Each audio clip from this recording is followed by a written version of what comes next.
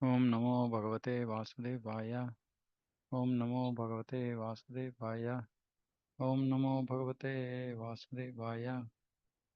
ओम ज्ञानतिमिरान्धस्य ज्ञानाञ्जनशलाकया चक्षुरुन्मिलितं येन तस्मै श्रीगुरवे नमः। नमो विष्णुपादाय कृष्णप्रेष्ठाय भूतले श्रीमते भक्तिवेदान्तस्वामिनिति नामिने। नमस्ते सारस्वती देवी गौरवाणी प्रचारिणे निर्विशेषशून्यवादी पाश्चात्यदेशधारिणे। जय श्री कृष्ण चैतन्य प्रभु नित्यानंद श्री अद्वैत गदाधर शिवासादि गौर भक्तवृंद। हरे कृष्ण कृष्ण कृष्ण हरे हरे, हरे राम राम राम हरे हरे। जय जय श्री चैतन्य जय नित्यानंद, जय द्वैत चंद्र जय गौर भक्त वृंद। जय जय श्री चैतन्य जय नित्यानंद, जय द्वैत चंद्र जय गौर भक्त वृंद। जय जय श्री चैतन्य जय नित्यानंद, जय द्वैत चंद्र जय गौर भक्त वृंद।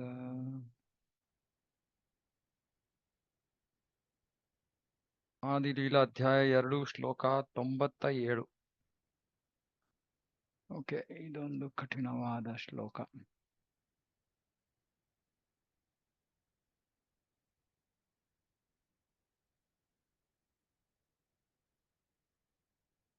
ಕೃಷ್ಣೇರ ಸ್ವರೂಪೇರಹಯ ಷಡ್ವಿಧ ವಿಲಾಸ ಪ್ರಾಭವ ವೈಭವ ರೂಪೇ ವಿವಿಧ ಪ್ರಕಾಶ.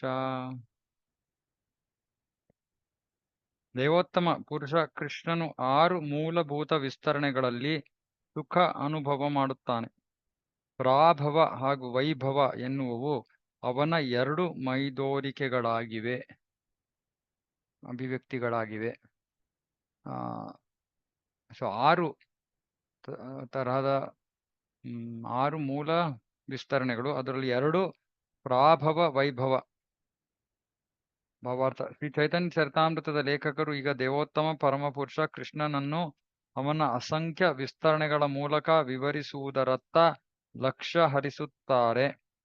ಪ್ರಭು ಪ್ರಧಾನವಾಗಿ ತನ್ನನ್ನು ಪ್ರಾಭವ ಹಾಗೂ ವೈಭವ ಎಂದು 2 ವರ್ಗಗಳಾಗಿ ವಿಸ್ತರಿಸಿಕೊಳ್ಳುತ್ತಾನೆ. 6 ಮೂಲಭೂತ ವಿಸ್ತರಣೆಗಳಿವೆ, ಅದರಲ್ಲಿ 2 ಮೊದಲ 2 ಪ್ರಾಭವ ವೈಭವ. ಪ್ರಾಭವ ರೂಪಗಳು ಶ್ರೀಕೃಷ್ಣನಂತೆಯೇ ಪೂರ್ಣ ವೀರ್ಯವತ್ತಾದವುಗಳು, ಅಂದ್ರೆ ಶಕ್ತಿಯನ್ನು ಹೊಂದಿರುವವು, ಮತ್ತು ವೈಭವ ರೂಪಗಳು ಆಂಶಿಕ ಶಕ್ತಿ ಉಳ್ಳವು.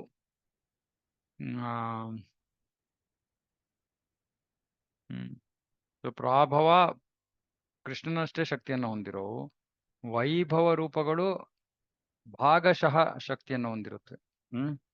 ಇದು ಮೊದಲ ವಿಷಯ. ಎರಡನೇದು, ಪ್ರಾಭವ ರೂಪಗಳನ್ನು ಅವುಗಳ ಶಕ್ತಿಗಳಿಗೆ ಸಂಬಂಧಿಸಿದಂತೆ ವ್ಯಕ್ತಗೊಳಿಸಲಾಗುತ್ತದೆ. ಓಕೆ, ಇದನ್ನು ವಿವರಿಸ್ತೀನಿ. ಆದರೆ ವೈಭವ ರೂಪಗಳನ್ನು ಅವುಗಳ ಗುಣಾಧಿಕ್ಯಕ್ಕೆ ಸಂಬಂಧಿಸಿದ ಹಾಗೆ ತೋರುಗೊಡಲಾಗುತ್ತದೆ. Okay,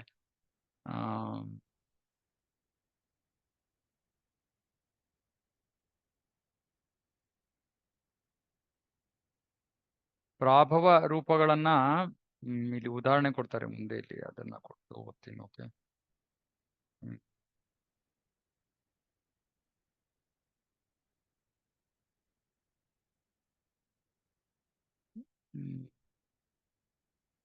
okay.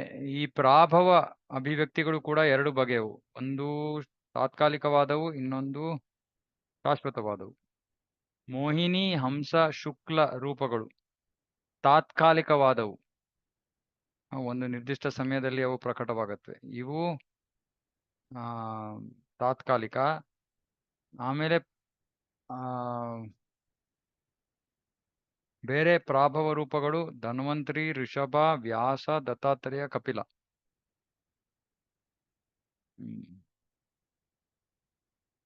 ವೈಭವ ರೂಪಗಳು ಕೂರ್ಮ, ಮತ್ಸ್ಯ, ನರನಾರಾಯಣ, ವರಾಹ, ಹಯಗ್ರೀವ, ಕೃಷ್ಣಿಗರ್ಭ, ಬಲದೇವ, ಯಜ್ಞ, ವಿಭು, ಸತ್ಯಸೇನ, ಹರಿ, ವೈಕುಂಠ, ಅಜಿತ, ವಾಮನ, ಸಾರ್ವಭೌಮ, ಋಷಭ, ವಿಶ್ವಕ್ಸೇನ, ಧರ್ಮಸೇತು, ಸುಧಾಮ, ಯೋಗೇಶ್ವರ, ಬೃಹದ್ಭಾನು.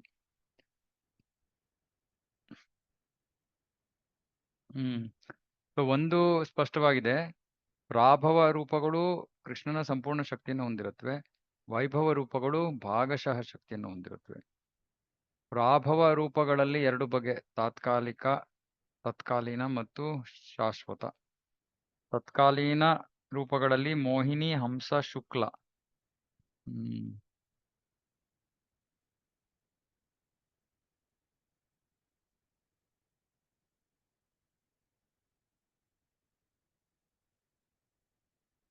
ಆದರೆ ಇದು ಅಷ್ಟು ಸ್ಪಷ್ಟವಾಗಿ ನನಗೂ ಅರ್ಥ ಆಗಿಲ್ಲ, ಯಾಕಂದ್ರೆ ಮುಂದಿನ ಶ್ಲೋಕದಲ್ಲಿ ಬೇರೆ ತರ ಹೇಳ್ತಾರೆ.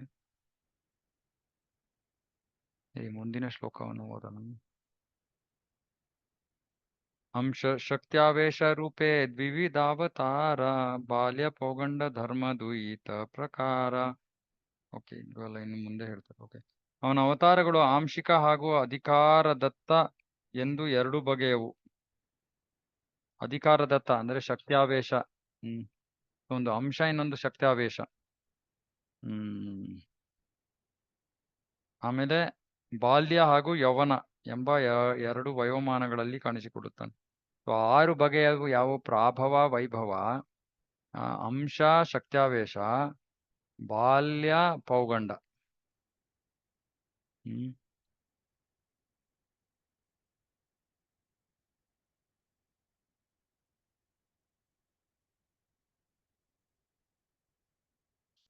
ಇವುಗಳನ್ನ ವಿಲಾಸ ರೂಪಗಳು ಅಂತ ಕರೀತಾರೆ. ಎಲ್ಲ ಈ 6 ಬಗೆಯನ್ನ ವಿಲಾಸ, ಷಡ್ವಿಧ ವಿಲಾಸ. ವಿಲಾಸ ರೂಪಗಳು 6: ಅವತಾರಗಳು, ಶಕ್ತ್ಯಾವೇಶ,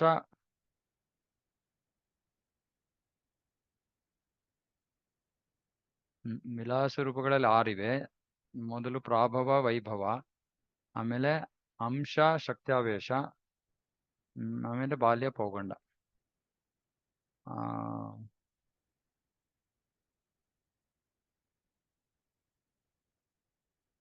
ಆದರೆ ಅವನ ಶಾಶ್ವತ ವೈಶಿಷ್ಟ್ಯ ಅಂದ್ರೆ ಅವನು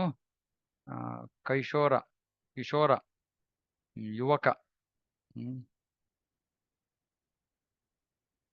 ತರುಣ. ಮೂಲ ದೇವೋತ್ತಮ ಪರಮ ಪುರುಷ ಕೃಷ್ಣನನ್ನ ಈ ಸನಾತನ ತರುಣ ರೂಪದಲ್ಲೇ ಅವನನ್ನ ಪೂಜಿಸಲಾಗುವುದು, ಯುವಕನ ರೂಪ. ಆದ್ರೆ ಇವೆಲ್ಲ ಅವನು ಬೇರೆ ಬೇರೆ ಕಾರಣಗಳಿಗಾಗಿ ಈ 6 ತರಹದ ರೂಪಗಳನ್ನ ಹೊಂದುತ್ತಾನೆ. ವಿಲಾಸ ರೂಪಗಳು: ಪ್ರಾಭವ, ವೈಭವ, ಅಂಶ, ಶಕ್ತ್ಯಾವೇಶ, ಬಾಲ್ಯ, ಪೌಗಂಡ. ಕಿಶೋರ ಸ್ವರೂಪ ಕೃಷ್ಣ ಸ್ವಯಂ ಅವತಾರಿ, ಕ್ರೀಡಾ ಕರೆ ರೂಪೇ ವಿಶ್ವಭರಿ. ಚಿರಂತನ ಯುವಕನಾದ ದೇವೋತ್ತಮ ಪುರುಷ ಕೃಷ್ಣನು ಆದಿಮ ಪ್ರಭು, ಸ್ವಯಂ ಅವತಾರಿ. ಅಂದ್ರೆ ಸ್ವಯಂ ಅವತಾರಿ ಅಂದ್ರೆ ಎಲ್ಲಾ ಅವತಾರಗಳು ಮೂಲ. ವಿಶ್ವದಲ್ಲೆಲ್ಲ ತನ್ನ ಶ್ರೇಷ್ಠತ್ವವನ್ನು ಸ್ಥಾಪಿಸಲು ಅವನು ತನ್ನನ್ನು ಈ 6 ವರ್ಗಗಳಾಗಿ ವಿಸ್ತರಿಸಿಕೊಳ್ಳುತ್ತಾನೆ. ಈ 6 ವರ್ಗಗಳಾಗಿ ವಿಸ್ತರಿಸಿಕೊಳ್ಳೋ ಅವಶ್ಯಕತೆ ಏನು? ತನ್ನ ಶ್ರೇಷ್ಠತೆಯನ್ನ ಸ್ಥಾಪಿಸೋದಕ್ಕೆ, ತನ್ನ ಸರ್ವೋಚ್ಚತೆಯನ್ನು ಸ್ಥಾಪಿಸೋದಕ್ಕೆ ಭಗವಂತ ಕೃಷ್ಣ ಶಾಶ್ವತವಾಗಿ ಯುವಕನಾಗಿರೋವನು. ಅವನು ಈ 6 ಬಗೆಯ ವಿಲಾಸ ರೂಪಗಳನ್ನ ಪ್ರದರ್ಶಿಸ್ತಾನೆ. ಅದರ ಉದ್ದೇಶ ಅವನ ಸರ್ವೋಚ್ಚತೆಯನ್ನ ಸ್ಥಾಪನೆ ಮಾಡೋದು. ಏಚ್ಛೈ ರೂಪೇ ಹಯ ಅನಂತ ವಿಭೇದ, ಅನಂತ ರೂಪೇ ಏಕರೂಪ ನಾಹಿ ಕಿಚು ಭೇದ. ಈ 6 ಬಗೆಯ ರೂಪಗಳಲ್ಲಿ ಅಪರಿಮಿತ ವೈವಿಧ್ಯಗಳಿವೆ. ರೂಪಗಳು ಬಹು ಸಂಖ್ಯೆಯಲ್ಲಿದ್ದರೂ ಅವೆಲ್ಲವೂ ಒಂದೇ, ಒಂದಕ್ಕೊಂದರ ನಡುವೆ ಯಾವುದೇ ವ್ಯತ್ಯಾಸವಿಲ್ಲ. ದೇವೋತ್ತಮ ಪುರುಷನು 6 ವಿವಿಧ ಲಕ್ಷಣಗಳಲ್ಲಿ ತನ್ನನ್ನು ತೋರುಗೊಡುತ್ತಾನೆ: ಪ್ರಾಭವ, ವೈಭವ, ಅವತಾರ, ಶಕ್ತ್ಯಾವೇಶ, ಬಾಲ್ಯ, ಯೌವನ. ಅಧಿವಯಸ್ಸಿನ ಯುವಕನ ರೂಪವೇ ಕೃಷ್ಣನ ನಿರಂತರ ಲಕ್ಷಣ. ಪ್ರಭು ಮೇಲಿನ 6 ರೂಪಗಳಲ್ಲಿ ಲೀಲೆಗಳನ್ನು ತೋರುತ್ತಾ ತನ್ನ ಉನ್ಮುಖತೆಯ ಸುಖಾನುಭವ ಮಾಡುತ್ತಾನೆ. ಮುಖತೆಯ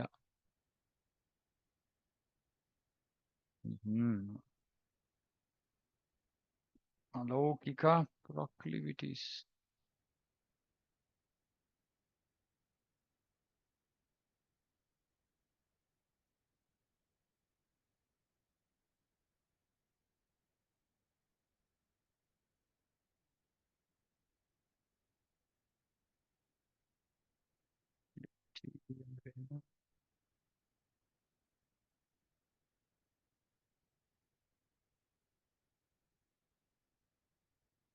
ಒಲವು.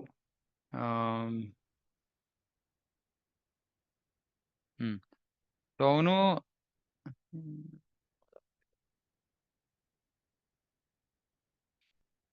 ಈ 6 ರೂಪಗಳಲ್ಲಿ ಅವನು ಬೇರೆ ಬೇರೆ ತರಹದ ಲೀಲೆಗಳನ್ನ ಮಾಡ್ತಾ ಅವನ ತನ್ನ ಆಧ್ಯಾತ್ಮಿಕ ಅಲೌಕಿಕ ಒಲವನ್ನ ಅವನು ಅಥವಾ ಅವನ ಆಧ್ಯಾತ್ಮಿಕ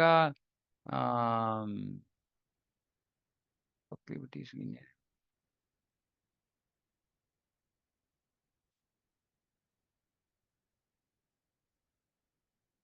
disposition like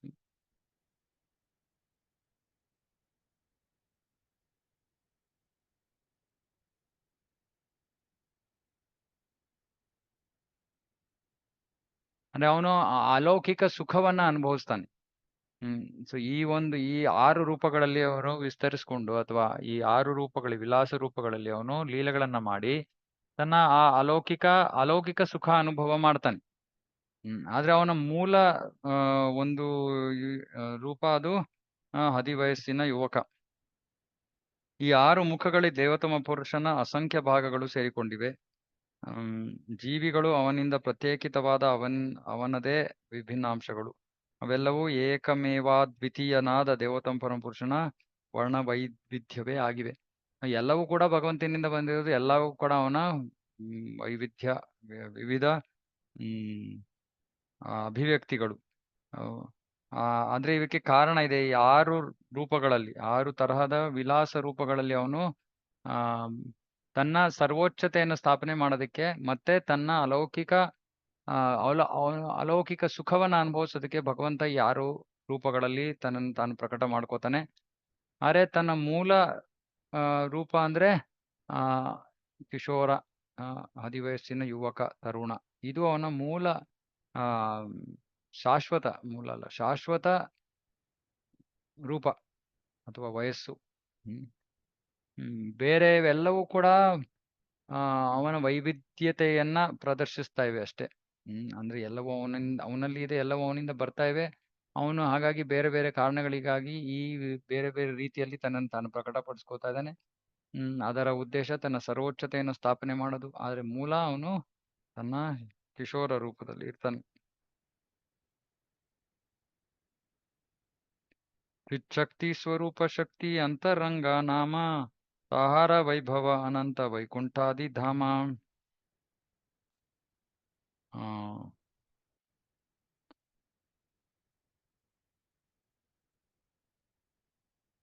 ಸ್ವರೂಪ ಶಕ್ತಿ ಅಥವಾ ಅಂತರಂಗ ಶಕ್ತಿ ಎಂದು ಕರೆಯಲಾಗುವ ಚಿತ್ ಶಕ್ತಿಯು ವರ್ಣದ ಬಹುತೆರನ ಅಭಿವ್ಯಕ್ತಿಗಳನ್ನು ಪ್ರದರ್ಶಿಸುತ್ತದೆ.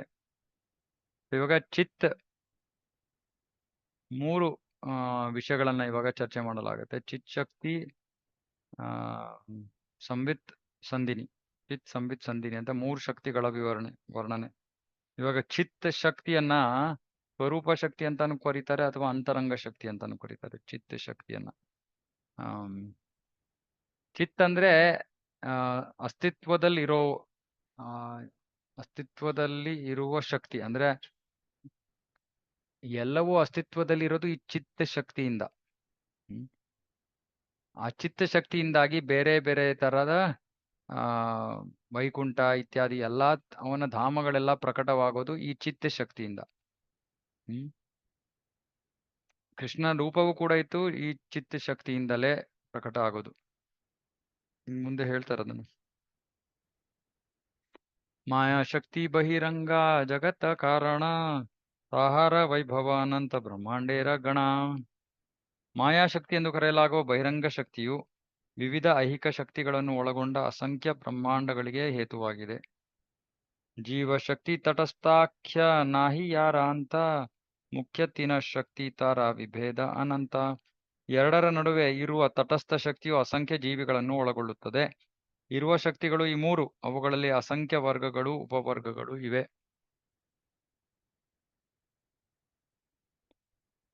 ಸೊ ಇಲ್ಲಿ ಹೇಳಿರೋದು ಚಿತ್ತ ಶಕ್ತಿ, ಬಹಿರಂಗ ಶಕ್ತಿ ಅಥವಾ ಮಾಯಾಶಕ್ತಿ ಮತ್ತೆ ತಟಸ್ಥ ಶಕ್ತಿ. ಈ 3 ಶಕ್ತಿಗಳನ್ನ ಇಲ್ಲಿ ವರ್ಣಿಸಿದ್ದಾರೆ.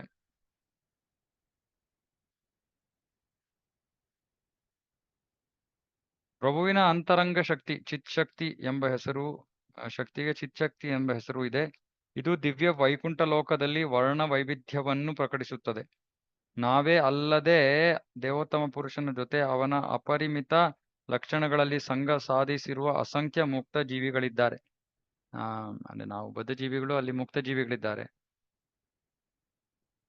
ಐಹಿಕ ಜಗತ್ತು ಬಹಿರಂಗ ಶಕ್ತಿಯನ್ನು ಪ್ರದರ್ಶಿಸುತ್ತದೆ. ಭೌತ ದೇಹವನ್ನು ತ್ಯಜಿಸಿದ ತರುವಾಯ ದೇವೋತ್ತಮ ಪುರುಷನ ಬಳಿಗೆ ಹಿಂದಿರುಗುವ ಸ್ವಾತಂತ್ರ್ಯವನ್ನು ಬದ್ಧಜೀವಿಗಳಿಗೆ ಈ ಶಕ್ತಿಯಡಿ ನೀಡಲಾಗಿದೆ. ಶ್ವೇತಾಶ್ವತರ ಉಪನಿಷತ್ತು ನಮಗೆ ಇಂತೆಂದು ತಿಳಿಯಪಡಿಸುತ್ತದೆ. ಸ ತಸ್ಯ ಕಾರ್ಯಂ ಕರಣಂ ಚ ವಿದ್ಯತೆ ನ ತಸ್ಯ ಕಾರ್ಯಂ ಕರಣಂ ಚ ವಿದ್ಯತೆ ನ ತತ್ ಸಮಸ್ತಾಭ್ಯಧಿಕಶ್ಚ ದೃಶ್ಯತೆ ಪರಾಸ ಶಕ್ತಿರ್ವಿವಿಧೈವ ಶ್ರೂಯತೆ ಸ್ವಾಭಾವಿಕಿ ಜ್ಞಾನ ಬಲಕ್ರಿಯಾ ಚ. ಪರಮಪ್ರಭು ಅದ್ವಿತೀಯನು. ಅವನು ವೈಯಕ್ತಿಕವಾಗಿ ಮಾಡಬೇಕಾದದ್ದೇನೂ ಇಲ್ಲ. ಅವನಿಗೆ ಬಹುತೇಕ ಇಂದ್ರಿಯಗಳೂ ಇಲ್ಲ. ಅವನಿಗೆ ಸಮನಾದವರೂ ಇಲ್ಲ. ಅವನಿಗಿಂತ ಮೇಲಾದವರೂ ಇಲ್ಲ. ಅಪರಿಮಿತವಾದ ಹಾಗೂ ವೈವಿಧ್ಯವುಳ್ಳ ಬೇರೆ ಬೇರೆ ಹೆಸರಿನ ಶಕ್ತಿಗಳು ಅವನಿಗಿವೆ. ಆ ಶಕ್ತಿಗಳು ಅವನಲ್ಲಿ ಸ್ವಾಯತ್ತ ಗುಣಗಳಾಗಿ ಇದ್ದು ಅವನಿಗೆ ಪೂರ್ಣ ಜ್ಞಾನ ಹಾಗೂ ಶಕ್ತಿಗಳನ್ನು ನೀಡುತ್ತವೆ. ಸ್ವಾಯತ್ತ ಅಂದ್ರೆ ಅವುಗಳಿಗೆ ಸ್ವತಂತ್ರವಾದ ಶಕ್ತಿ ಇದೆ ಕಾರ್ಯವೆಸಗತಕ್ಕೆ. ಈ ಭಗವಂತನ ಶಕ್ತಿಗಳ ವರ್ಣನೆಯಲ್ಲಿ ಶ್ವೇತಾಶ್ವರ ಉಪನಿಷತ್ತಲ್ಲಿ ಇಲ್ಲಿ ಹೇಳ್ತಾ ಇದ್ದಾರೆ, ಅವನು ಏನೋ ತಾನೇ ಏನು ವೈಯಕ್ತಿಕವಾಗಿ ಏನು ಮಾಡೋ ಅವಶ್ಯಕತೆ ಇಲ್ಲ. ಎಲ್ಲವೂ ಕೂಡ ಅವನ ಶಕ್ತಿಗಳೇ ನಡೆಸ್ತಾ ಇವೆ. ಅವನ ಬಳಿ ಅಗಣಿತ ವೈವಿಧ್ಯಮಯ ಶಕ್ತಿಗಳಿವೆ, ಬೇರೆ ಬೇರೆ ಹೆಸರುಗಳಿವೆ ಆ ಶಕ್ತಿಗಳಿಗೆ. ಅವೆಲ್ಲಕ್ಕೂ ಕೂಡ ಭಗವಂತ ಸಂಪೂರ್ಣ ಸ್ವಾತಂತ್ರ್ಯವನ್ನು ಕೊಟ್ಬಿಟ್ಟಿದ್ದಾನೆ. ಆ ಶಕ್ತಿಗಳು ಅವನಿಗೆ ಜ್ಞಾನ ಶಕ್ತಿ ಮತ್ತೆ ಲೀಲೆಗಳನ್ನ ಕೊಡುತ್ತವೆ. ನೋಡಿ, ಇವಾಗ ಇದನ್ನ ಸ್ವಲ್ಪ ಅರ್ಥ ಮಾಡ್ಕೋಬೇಕು. ಕೃಷ್ಣ ಮಾಡೋದೆಲ್ಲವೂ ಕೂಡ ಶಕ್ತಿಯಿಂದ ಆಗ್ತಾ ಇದೆ. ಕೃಷ್ಣನ ಶಕ್ತಿಯಿಂದ ಎಲ್ಲವೂ ಆಗ್ತಾ ಇದೆ. ಕೃಷ್ಣನ ಬಳಿ ಅಗಣಿತ ಶಕ್ತಿ ಇದೆ, ಅನಂತ ಶಕ್ತಿಗಳಿವೆ, ಬೇರೆ ಬೇರೆ ಹೆಸರುಗಳಿವೆ. ಒಂದೊಂದು ಶಕ್ತಿಗೂ ಒಂದೊಂದು ಹೆಸರಿವೆ. ಈ ಶಕ್ತಿಗಳಿಗೆ ಭಗವಂತ ಸಂಪೂರ್ಣ ಸ್ವಾತಂತ್ರ್ಯವನ್ನು ಕೊಟ್ಟುಬಿಟ್ಟಿಯಾನೆ. ಆ ಶಕ್ತಿಯ ಕ್ಷೇತ್ರದಲ್ಲಿ ಆ ಶಕ್ತಿಗೆ ಏನೇನು ಕಾರ್ಯ ಇದೆಯೋ ಆ ಕಾರ್ಯವನ್ನ ಆ ಶಕ್ತಿ ಮಾಡತ್ತೆ. ಆ ಕೆಲಸ ನಡೆಯೋದಕ್ಕೆ ಭಗವಂತ ಅದಕ್ಕೆ ಹೇಳಬೇಕಾಗಿಲ್ಲ, ಅಥವಾ ಭಗವಂತ ತಲೆ ಹಾಕಬೇಕಾಗಿಲ್ಲ, ಏನೂ ಇಲ್ಲ. ಅಥವಾ ಇನ್ಯಾರೋ ಏನು ಹೇಳಬೇಕಾಗಿಲ್ಲ, ಏನಿಲ್ಲ. ಆ ಶಕ್ತಿಗೆ ಅಷ್ಟು ಶಕ್ತಿ ಕೊಟ್ಬಿಟ್ಟಿದ್ದಾನೆ. ಶಕ್ತಿಗೆ ಶಕ್ತಿ ಕೊಟ್ಟಿದ್ದಾನೆ ಭಗವಂತ, ಸ್ವಾತಂತ್ರ್ಯವನ್ನು ಕೊಟ್ಟಿದ್ದಾನೆ. ಅದು ತನ್ನ ಕೆಲಸವನ್ನ ಚಾಚು ತಪ್ಪದೆ ಪಕ್ಕಾ ಮಾಡತ್ತೆ. ಆ ಶಕ್ತಿಯಿಂದ ಆ ಶಕ್ತಿಗಳೇ ಭಗವಂತನಿಗೆ ಜ್ಞಾನವನ್ನು ಕೊಡುತ್ತೆ. ಇದಕ್ಕೆ ಹೇಗೆ ಅರ್ಥ ಮಾಡ್ಕೋಬೇಕು? ಉದಾಹರಣೆಗೆ ಲೀಲೆ ನಡೀತಾ ಇದೆ. ಒಂದು ಲೀಲಾ ಶಕ್ತಿಯ ಕಾರಣವಾಗಿ ಒಂದು ಲೀಲೆ ನಡೀತಾ ಇದೆ. ಯಾವುದು? ದಾಮೋದರ ಲೀಲೆ. ಈ ದಾಮೋದರ ಲೀಲೆಯಲ್ಲಿ ಅಥವಾ ಗೋವರ್ಧನ ಬೆಟ್ಟ, ಗೋವರ್ಧನ ಲೀಲೆ, ಈ ಲೀಲೆ ನಡೀತಿರುವಾಗ ಕೃಷ್ಣ ತಾನು ಭಗವಂತ ಅನ್ನೋದನ್ನ ಮರ್ತು ಬಿಡ್ತಾನೆ. ಆದ್ರೆ ಸೂಕ್ತ ಸಮಯದಲ್ಲಿ ಅವನಿಗೆ ಜ್ಞಾಪಿಸ್ಬೇಕಾಗತ್ತೆ, ನೀನು ಭಗವಂತಪ್ಪ, ನೀನು ಒಂದು ಕಿರುಬೇಳಿನಲ್ಲಿ ನೀನು ಗೋವರ್ಧನವನ್ನ ಎತ್ತಬಹುದು ಅಂತ ಅವನಿಗೆ ಜ್ಞಾಪಿಸ್ಬೇಕಾಗತ್ತೆ. ಆಗ ಅವನ ಶಕ್ತಿ ಬಂದು ಅವನಿಗೆ ಜ್ಞಾಪಿಸುತ್ತೆ, ಕೃಷ್ಣ ನೀನು ಭಗವಂತ, ನೀನು ಇದನ್ನ ಎತ್ತಬಹುದು. ಅವಾಗ ಕೃಷ್ಣನಿಗೆ ಗೊತ್ತಾದ, ನಾನು ಭಗವಂತನ, ಸರಿ ನಾನು ಎತ್ತೀನಿ. ಅಂದ್ರೆ ಒಂದು ರೀತಿಯಲ್ಲಿ ನಾವು ಗೊಂಬೆ ತರ ಯೋಚನೆ ಮಾಡ್ಬೋದು. ಅಂದ್ರೆ ಸುಮ್ಮನೆ ನಿಮ್ಗೆ ಅರ್ಥ ಮಾಡ್ಕೊಳಕ್ ನಾನು ಹೇಳ್ತಾ ಇದ್ದೀನಿ. ಒಂದು ಗೊಂಬೆ, ಅದಕ್ಕೆ ಕೀಲಿ ಕೊಟ್ಬಿಟ್ಟು ಬಿಟ್ಬಿಟ್ರೆ ಅದು ಒಂದ್ಸತಿ ಕೈ ಮೇಲೆ ಮಾಡುತ್ತೆ, ಕೈ ಕೆಳಗಡೆ ಮಾಡುತ್ತೆ. ಈ ರೀತಿ ಕೃಷ್ಣನ ಎಲ್ಲವೂ ಕೂಡ ತನ್ನ ಶಕ್ತಿಗಳ ನಡೆಸ್ತಾ ಇವೆ. ಕೃಷ್ಣನ ಸರ್ವಸ್ವವನ್ನು ಕೂಡ ಶಕ್ತಿಗಳು ನಡೆಸ್ತಾ ಇವೆ. ಆದ್ರೆ ಶಕ್ತಿಗಳು ಹೇಗೆ ನಡಿಬೇಕು ಅನ್ನೋದು ಯಾರ ನಿಯಂತ್ರಣದಲ್ಲಿದೆ? ಅದು ಕೃಷ್ಣನ ನಿಯಂತ್ರಣದಲ್ಲಿದೆ. ಇದು ಬಹಳ ಅರ್ಥ ಮಾಡ್ಕೊಳ್ಳಕ್ಕೆ ಕಷ್ಟ. ಶಕ್ತಿಗಳು ಕೃಷ್ಣನ ನಿಯಂತ್ರಣದಲ್ಲಿವೆ, ಆದ್ರೆ ಶಕ್ತಿಗಳಿಗೆ ಭಗವಂತ ಸಂಪೂರ್ಣ ಸ್ವಾತಂತ್ರ್ಯವನ್ನು ಕೊಟ್ಟುಬಿಟ್ಟಿದ್ದಾನೆ. ಹಾಗಾಗಿ ಅಂದ್ರೆ ಏನರ್ಥ? ಆ ಶಕ್ತಿ ಹೀಗೆ ಕೆಲಸ ಮಾಡಬೇಕು, ಆ ಕೆಲಸ ಮಾಡಕ್ಕೆ ಅವಶ್ಯಕವಾಗಿರೋ ಸ್ವಾತಂತ್ರ್ಯವನ್ನ ಕೃಷ್ಣ ಅವನಿಗೆ ಆ ಶಕ್ತಿಗಳಿಗೆ ಕೊಟ್ಬಿಟ್ಟಿದ್ದಾನೆ. ಅವನು ಅದಲ್ಲಿ ತಲೆ ಹಾಕೋದಿಲ್ಲ. ಸೂಕ್ತ ಸಮಯಕ್ಕೆ ಏನ್ ಮಾಡಬೇಕು ಎತ್ತ ಅನ್ನೋದು ಪ್ರತಿಯೊಂದು ಶಕ್ತಿಗೂ ತಿಳಿದಿದೆ. ಅದರ ಪ್ರಕಾರ ಆ ಸಮಯಕ್ಕೆ ಸೂಕ್ತವಾದ ಶಕ್ತಿಗಳು ಬರುತ್ತವೆ, ತಮ್ಮ ಕಾರ್ಯಗಳನ್ನ ಮಾಡತ್ವೆ. ಇದರಿಂದ ಭಗವಂತನ ಆಧ್ಯಾತ್ಮಿಕ ಭೌತಿಕ ಲೀಲೆಗಳು ಎಲ್ಲ ಈ ರೀತಿಯಾಗಿ ನಡೆಯುತ್ತವೆ. ಹ್ಮ್ ಇದು ಅರ್ಥವಾಗೋದು ಸ್ವಲ್ಪ ಕಷ್ಟ ವಿಷಯ. ಅದು ಪ್ರಯತ್ನ ಮಾಡೋಣ. ಹೇ ಮತಸ್ವರೂಪ ಗಣ ಆರತೀನ ಶಕ್ತಿ ಸಭಾರಾಶ್ರಯ ಕೃಷ್ಣ ಕೃಷ್ಣೇ ಸಭಾರ್ ಸ್ಥಿತಿ. ದೇವೋತ್ತಮ ಪುರುಷ ಹಾಗೂ ಅವನ 3 ಶಕ್ತಿಗಳ ಪ್ರಧಾನ ಅಭಿವ್ಯಕ್ತಿಗಳು ಹಾಗೂ ವಿಸ್ತರಣೆಗಳು ಇವಾಗಿವೆ. ಅವೆಲ್ಲವೂ ಅಪ್ರಾಪಂಚಿಕನಾದ ಕೃಷ್ಣನಿಂದಲೇ ಹೊರಹೊಮ್ಮವು. ಅವುಗಳು ಅಸ್ತಿತ್ವದಲ್ಲಿರುವುದು ಅವನಲ್ಲಿಯೇ. ಈ ಶಕ್ತಿಗಳು ಅವನಲ್ಲಿಯೇ ಇವೆ. ಆದ್ರೆ ಅವನಿಂದಲೇ ಸ್ವಾತಂತ್ರ್ಯವನ್ನ ಪಡ್ಕೊಂಡಿವೆ. ಮತ್ತೆ ಅವನಿಗೆ ಜ್ಞಾನವನ್ನು ನೀಡುತ್ತವೆ, ಅವನಿಗೆ ಶಕ್ತಿಯನ್ನು ನೀಡುತ್ತವೆ ಅಂತ ಶಕ್ತಿಗಳು. ಯದ್ಯಪಿ ಬ್ರಾಹ್ಮಣಗಣೇರ ಪುರುಷ ಆಶ್ರಯ ಸೈ ಪುರುಷಾದಿ ಸಭಾರ್ ಕೃಷ್ಣ ಮೂಲಾಶ್ರಯ. 3 ಪುರುಷರು ಸಕಲ ಬ್ರಹ್ಮಾಂಡಗಳ ಆಸರೆಯಾದರೂ ಕೃಷ್ಣ ಆ ಪುರುಷರ ಮೂಲ. 3 ಪುರುಷರು ಅಂದ್ರೆ ಗರ್ಭೋದಕಶಾಯಿ ವಿಷ್ಣು, ಕ್ಷೀರೋದಕಶಾಯಿ, ಕಾರಣೋದಕಶಾಯಿ. ಸ್ವಯಂ ಭಗವಾನ ಕೃಷ್ಣ ಕೃಷ್ಣ ಸರ್ವಾಶ್ರಯ ಪರಮ ಈಶ್ವರ ಕೃಷ್ಣ ಸರ್ವಶಾಸ್ತ್ರೇಕಯ. ಹೀಗೆ ದೇವೋತ್ತಮ ಪುರುಷ ಕೃಷ್ಣನು ಮೂಲ, ಆದಿಮ ಪ್ರಭು, ಇತರ ಎಲ್ಲಾ ವಿಸ್ತರಣೆಗಳ ಉಗಮಸ್ಥಾನ. ಅಪೌರುಷ ಧರ್ಮಗ್ರಂಥಗಳೆಲ್ಲವೂ ಕೃಷ್ಣನನ್ನು ಪರಮ ಪ್ರಭು ಎಂದು ಒಪ್ಪಿಕೊಳ್ಳುತ್ತವೆ. ನೋಡಿ, ಇವಾಗ ನಮಗೆ ಇದು ಸ್ವಲ್ಪ ಇದರಿಂದ ಗೊತ್ತಾಗತ್ತೆ ಕೃಷ್ಣನನ್ನ ಅರ್ಥ ಮಾಡ್ಕೊಳ್ಳೋದು ಎಷ್ಟು ಕಷ್ಟ ಅಂತ. ಕೃಷ್ಣನ ಕುರಿತಾದ ಜ್ಞಾನ ಅಪರಿಮಿತವಾದದ್ದು. ಅದನ್ನ ಅರ್ಥ ಮಾಡ್ಕೊಳ್ಳೋದಷ್ಟು ಸುಲಭನೇ ಅಲ್ಲ. ಈಶ್ವರ ಪರಮ ಕೃಷ್ಣ ಸಚಿದ ಆನಂದ ವಿಗ್ರಹ ಅನಾದಿರಾದಿರ್ ಗೋವಿಂದ ಸರ್ವ ಕಾರಣ ಕಾರಣಂ. ಗೋವಿಂದನೆಂಬ ಹೆಸರು ಇರುವ ಕೃಷ್ಣನು ಪರಮ ನಿಯಾಮಕ. ಅವನು ನಿತ್ಯವೂ ಆನಂದ ಪೂರ್ಣವೂ ಆದ ದೇಹವನ್ನು ಹೊಂದಿದ್ದಾನೆ. ಎಲ್ಲದರ ಮೂಲವೂ ಅವನೇ. ಅವನಿಗೆ ಬೇರೆ ಮೂಲವಿಲ್ಲ, ಏಕೆಂದರೆ ಅವನು ಸರ್ವ ಕಾರಣಗಳ ಕಾರಣ. ಬ್ರಹ್ಮ ಸಂಹಿತೆ ಶ್ಲೋಕ ನಮಗೆ ಗೊತ್ತಿದೆ. ಹೇ ಸಬ ಸಿದ್ಧಾಂತ ತುಮಿ ಜಾನ ಬಾಲಮತೆ ಪ್ರಭು ಪೂರ್ವ ಪಕ್ಷಕರ ಆಮ ಚಾಲಾಯಿತೆ. ಧರ್ಮಗ್ರಂಥಗಳಲ್ಲಿ ಹೇಳಲಾಗಿರುವ ಈ ಸಿದ್ಧಾಂತಗಳನ್ನೆಲ್ಲ ನೀನು ಚೆನ್ನಾಗಿ ಬಲ್ಲೆ. ಆದರೂ ನನ್ನನ್ನು ಮಾನಸಿಕವಾಗಿ ಕ್ಷೋಭೆಗೊಳಿಸಲು ಈ ತಾರ್ಕಿಕ ವಾದಗಳನ್ನು ಮಂಡಿಸುತ್ತೀಯೆ. ಏನು ತಾರ್ಕಿಕವಾದ? ಕೃಷ್ಣನು ದೇವೋತ್ತಮ ಪರಮ ಪುರುಷನೆಂದು ಒಪ್ಪಿಕೊಳ್ಳಲು ಧರ್ಮಗ್ರಂಥಗಳನ್ನು ಆಮೂಲಾಗ್ರವಾಗಿ ಓದಿರುವ ವಿದ್ವಾಂಸನು ಹಿಂಜರಿಯಲಾರ. ಇಂಥ ವ್ಯಕ್ತಿಯೊಬ್ಬನು ಈ ವಿಚಾರದಲ್ಲಿ ವಾದಕ್ಕೆ ಇಳಿದನು ಎನ್ನೋಣ. ಅವನು ಹಾಗೆ ಮಾಡುವುದು ನಿಶ್ಚಯವಾಗಿಯೂ ಅವನ ವಿರೋಧಿಗಳ ಮನಸ್ಸನ್ನು ಕೆರಳಿಸಲಿಕ್ಕೆ ಅಷ್ಟೇ. ಅಂದ್ರೆ ನಿಜವಾಗ್ಲೂ ಯಾರು ಸಿದ್ಧಾಂತವನ್ನ ಓದಿರ್ತಾರೋ, ಶಾಸ್ತ್ರವನ್ನು ಓದಿರ್ತಾರೋ, ಅವ್ರಿಗೆ ಕೃಷ್ಣನ ಈ ಒಂದು ಸ್ಥಾನ ಚೆನ್ನಾಗಿ ಅರ್ಥ ಆಗಿರುತ್ತೆ, ಗೊತ್ತಿರುತ್ತೆ, ಸ್ವೀಕಾರ ಮಾಡಿರ್ತಾರೆ. ಅಂಥವ್ರು ಈ ರೀತಿ ವಾದ ಮಾಡಬೇಕು ಅಂದ್ರೆ ಸುಮ್ನೆ ಎದುರಾಳಿಯನ್ನ ಕೆರಳಿಸೋ ಒಂದು ಉದ್ದೇಶದಿಂದ ಅಷ್ಟೇ. ಆದ್ರೆ ಅವನಿಗೆ ನಿಜವಾಗ್ಲೂ ಸತ್ಯ ಗೊತ್ತಿರುತ್ತೆ. ಯಾಕಂದ್ರೆ ಧರ್ಮಗ್ರಂಥಗಳಂತ ಹೇಳುವ ಶಾಸ್ತ್ರಗಳನ್ನ ಓದಾದ್ಮೇಲೆ ಈ ಒಂದು ವಿಷಯದ ಸ್ಪಷ್ಟತೆ ಒಬ್ಬ ವ್ಯಕ್ತಿಗೆ ಬಂದ್ಬಿಡುತ್ತೆ. ಅವನು ಇದರಲ್ಲಿ ಸಂದೇಹ ಪಡೋದಕ್ಕೆ ಅಥವಾ ಗೊಂದಲಕ್ಕೆ ಸಿಕ್ಕಾಕೊಳ್ಳೋ ಕಾರಣವೇ ಇಲ್ಲ. ಯಾಕಂದ್ರೆ ಅದು ಅಷ್ಟು ಸ್ಪಷ್ಟವಾದ ವಿಷಯ, ಕೃಷ್ಣನೇ ದೇವೋತ್ತಮ ಪರಮ ಪುರುಷ ಅನ್ನೋದು. ಶ್ರೀಕೃಷ್ಣ ಅವತಾರಿ ಬ್ರಜೇಂದ್ರ ಕುಮಾರ ಆಪನೆ ಚೈತನ್ಯ ರೂಪೇ ಕೈಲ ಅವತಾರ. ಸಕಲ ಅವತಾರಗಳ ಮೂಲನಾದ ಅದೇ ಕೃಷ್ಣನು ಬ್ರಜದ ಮಹಾರಾಜನ ಮಗ ಎಂದು ಖ್ಯಾತನಾಗಿದ್ದಾನೆ.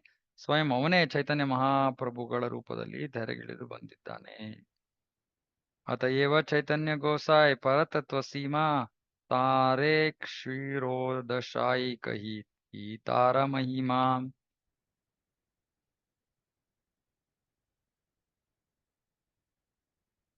ಆದ್ದರಿಂದ ಭಗವಾನ್ ಚೈತನ್ಯರೇ ಪರಸತ್ಯ. ಅವರನ್ನು ಕ್ಷೀರೋದಕಶಾಹಿ ವಿಷ್ಣುವೆಂದು ಕರೆಯುವುದು ಅವರ ಹಿರಿಮೆಯನ್ನೇನೂ ಹೆಚ್ಚಿಸುವುದಿಲ್ಲ. ಕ್ಷೀರೋದಕಶಾಹಿ ವಿಷ್ಣು ಅಂದ್ರೆ ಪರಮಾತ್ಮ. ಇವಾಗ ಎಷ್ಟೊಂದು ಜನ ಹೇಳ್ತಾರೆ ಕೃಷ್ಣ ಪರಮಾತ್ಮ. ಅದಕ್ಕೆ ಇಲ್ಲಿ ಉತ್ತರ ಕೊಡ್ತಾ ಇದಾರೆ, ಕೃಷ್ಣ ಭಗವಂತ ಕೃಷ್ಣನ ಪರಮಾತ್ಮ ಅಂತ ಕರೆದ್ರೆ ಅವನ ಹಿರಿಮೆ ಏನು ಹೆಚ್ಚೋದಿಲ್ಲ, ಅದರಿಂದ ಕಡಿಮೆ ಆಗತ್ತೆ. ಅದೇ ರೀತಿ ಚೈತನ್ಯ ಮಹಾಪ್ರಭುಗಳು ಆ ಪರ ಸತ್ಯ. ಅವರನ್ನ ನಾವು ಕ್ಷೀರೋದಕಶಾಹಿ ವಿಷ್ಣು ಅಂದ್ರೆ ಅವರ ಹಿರಿಮೆಯನ್ನ ಅದು ಏನೂ ಹೆಚ್ಚಿಸ್ತಾ ಇಲ್ಲ. ತೈತ ಭಕ್ತೇರ ವಾಕ್ಯ ನಾಹೇ ವ್ಯಭಿಚಾರೇ ಸಕಲ ಸಂಭವೇ ತಾತೆ ಯಾತೆ ಅವತಾರಿ. ಆದರೆ ಪ್ರಾಮಾಣಿಕ ಭಕ್ತನೊಬ್ಬನ ಬಾಯಿಯಿಂದ ಬರುವ ಇಂತಹ ಮಾತುಗಳು ಸುಳ್ಳಾಗುವುದಕ್ಕೆ ಸಾಧ್ಯವಿಲ್ಲ. ಅವನು ಆದಿಮ ಪ್ರಭುವಾದ್ದರಿಂದ ಎಲ್ಲಾ ಸಾಧ್ಯತೆಗಳು ಅವನು ಸಾಧ್ಯತೆಗಳಿಗೂ ಅವನು ಮನೆಯಾಗಿದ್ದಾನೆ. ಅಂದ್ರೆ ಇದನ್ನ ಏನ್ ಹೇಳ್ತಾ ಇವಾಗ ಯಾರಾದ್ರೂ ಕೃಷ್ಣ ಪರಮಾತ್ಮ ಅಂದ್ರೆ ಅದು ಸತ್ಯನೇ. ಯಾಕಂದ್ರೆ ಪರಮಾತ್ಮನು ಕೂಡ ಬರ್ತಾ ಇರೋದು ಕೃಷ್ಣನಿಂದಾನೆ. ಆದ್ರೆ ಕೃಷ್ಣ ಪರಮಾತ್ಮ ಅನ್ನೋದ್ರಿಂದ ಕೃಷ್ಣನ ವೈಭವ ಏನು ಹೆಚ್ಚುತ್ತಾ ಇಲ್ಲ. ಆದ್ರೆ ಅದು ಸತ್ಯವೂ ಹೌದು. ಕೃಷ್ಣ ಪರಮಾತ್ಮ, ಯಾಕಂದ್ರೆ ಪರಮಾತ್ಮ ಬರ್ತಾ ಇರೋದು ಕೃಷ್ಣನ, ಪರಮಾತ್ಮನು ಕೂಡ ಕೃಷ್ಣನ ಅಂಶ. ಹಾಗಾಗಿ ಅದು ಸತ್ಯ. ಆದ್ರೆ ಅದು ಅವನ ವೈಭವನ್ನ ಹೆಚ್ಚಿಸ್ತಾ ಇಲ್ಲ ಅಷ್ಟೇ.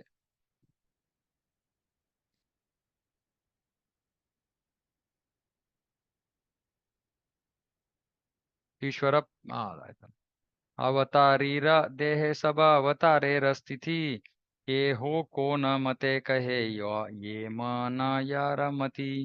ಉಳಿದ ಎಲ್ಲ ಅವತಾರಗಳು ಸಂಭವನೀಯ ರೂಪದಲ್ಲಿ ಆದಿಮ ಪ್ರಭುವಿನ ಶರೀರದಲ್ಲಿ ಸ್ಥಿತವಾಗಿವೆ.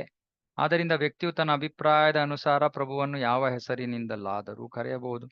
ಯಾಕಂದ್ರೆ ಎಲ್ಲ ಅವತಾರಗಳು ಕೂಡ ಕೃಷ್ಣನ ದೇಹದಲ್ಲಿ ಇವೆ. ಆ ಪರಮಾತ್ಮನು ಕೂಡ ಕೃಷ್ಣನಲ್ಲಿದ್ದಾನೆ. ಹಾಗಾದ್ರೆ ಕೃಷ್ಣ ಪರಮಾತ್ಮ ಅಂದಾಗ ಅದು ತಪ್ಪಿಲ್ಲ, ಯಾಕಂದ್ರೆ ಪರಮಾತ್ಮ ಕೂಡ ಕೃಷ್ಣನಲ್ಲಿದ್ದಾನೆ. ಭಗವಂತನ ಸ್ವಾಂಶ ವಿಸ್ತರಣೆಗಳ ಅನೇಕ ಹೆಸರುಗಳಲ್ಲಿ ಯಾವುದಾದರೂ ಒಂದನ್ನು ಹಿಡಿದು ಭಕ್ತನು ಅವನನ್ನು ಸಂಬೋಧಿಸುವುದು ನಿಷಿದ್ಧವಲ್ಲ. ಏಕೆಂದ್ರೆ ಮೂಲ ದೇವೋತ್ತಮ ಪುರುಷನು ಅಂತಹ ಎಲ್ಲಾ ವರ್ಗೀಕರಣವನ್ನು ಒಳಗೊಳ್ಳುತ್ತಾನೆ. ಸ್ವಾಂಶ ವಿಸ್ತರಣೆಗಳು ಮೂಲ ಪುರುಷನಲ್ಲಿ ಇರುತ್ತವೆಯಾದ್ದರಿಂದ ವ್ಯಕ್ತಿಯು ಅವನ ಅನೇಕ ಹೆಸರುಗಳಲ್ಲಿ ಯಾವುದಾದರೊಂದನ್ನಾದರೂ ಹಿಡಿದು ಕರೆಯಬಹುದು. ಚೈತನ್ಯ ಭಾಗವತದಲ್ಲಿ ಭಗವಾನ್ ಚೈತನ್ಯರು ಹೇಳುವುದು ಹೀಗಿದೆ: ನಾನು ಕ್ಷೀರಸಾಗರದಲ್ಲಿ ಮಲಗಿ ನಿದ್ದೆಗೆ ಸಂದಿದ್ದೆ. ಆದರೆ ನನ್ನನ್ನು ಈ ಶ್ರೀ ಅದ್ವೈತ ಪ್ರಭುಗಳ ನಾದದ ಕರೆಯು ಏಳಿಸಿತು. ಇಲ್ಲಿ ಚೈತನ್ಯರು ತಮ್ಮ ಕ್ಷೀರೋದಕಶಾಹಿ ವಿಷ್ಣುವಿನ ರೂಪವನ್ನು ಸೂಚಿಸುತ್ತಿದ್ದಾರೆ. ಯಾಕಂದ್ರೆ ಎಲ್ಲವೂ ಕೂಡ ಅವನ ಶರೀರದಲ್ಲಿ ಇರೋದ್ರಿಂದ ಪರಮಾತ್ಮ ಅಂತಾನು ಕರಿಬಹುದು, ಕ್ಷೀರೋದಕಶಾಹಿ ವಿಷ್ಣು ಅಂತಾನು ಕರಿಬಹುದು. ಆದ್ರೆ ಅವೆಲ್ಲವೂ ಕೂಡ ಅವನ ಅಂಶ ಮಾತ್ರ ಅನ್ನೋದು ನಾವು ತಿಳ್ಕೊಳ್ಬೇಕು ಅಷ್ಟೆ. ಯಾರಿಗಾರ ಏನಾದ್ರು ಸಂದೇಹ ಇದೆಯಾ? ಇದುವರೆಗೂ ನಾನು ಏನ್ ಮಾಡಿದೀನೋ ವಿಷಯಗಳು?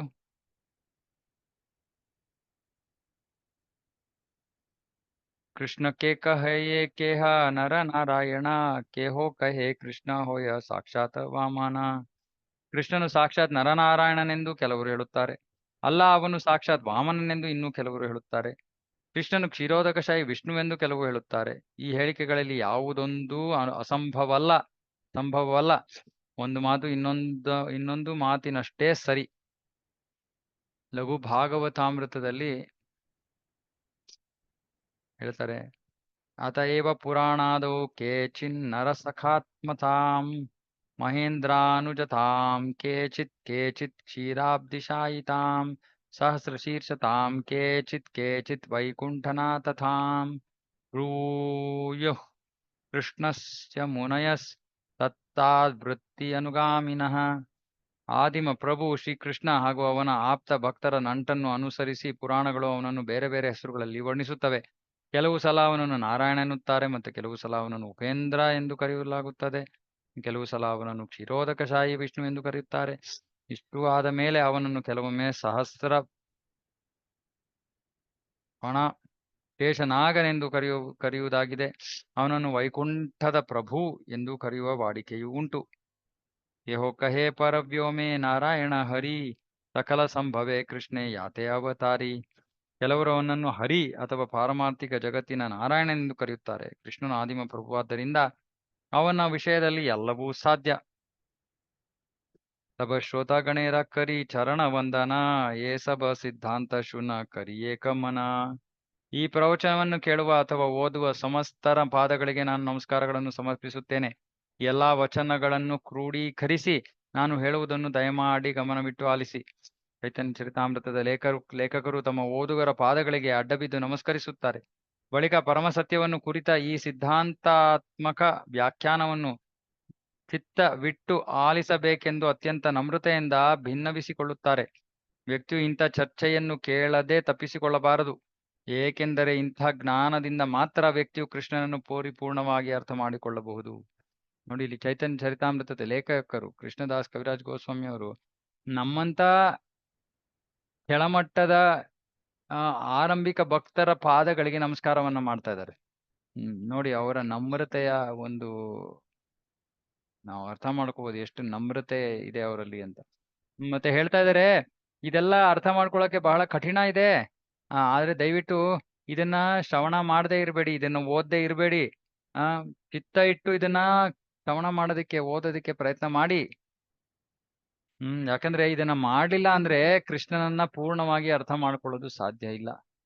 ಹಾಗಾಗಿ ಈ ವಿಷಯಗಳನ್ನೆಲ್ಲ ನಾವು ಓದದೇ ಇದ್ರೆ ಅಯ್ಯೋ ತುಂಬಾ ತತ್ವವಪ್ಪ ನನಗೆ ಅರ್ಥ ಆಗಲ್ಲ ಅಂತ ಬಿಟ್ಬಿಟ್ರೆ ಕೃಷ್ಣನನ್ನ ನಾವು ಸಂಪೂರ್ಣವಾಗಿ ಅರ್ಥ ಮಾಡ್ಕೊಳಕ್ ಆಗಲ್ಲ.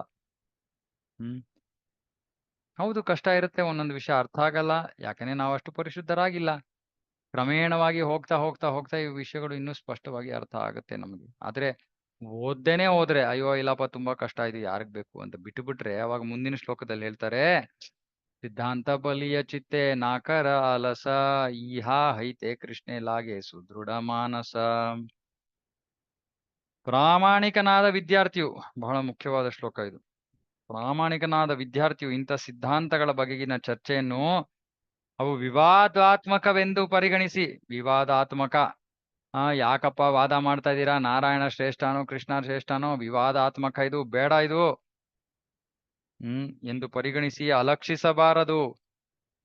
ಏಕೆಂದರೆ ಇಂಥ ಚರ್ಚೆಗಳು ಮನಸ್ಸನ್ನು ಬಲಪಡಿಸುತ್ತವೆ.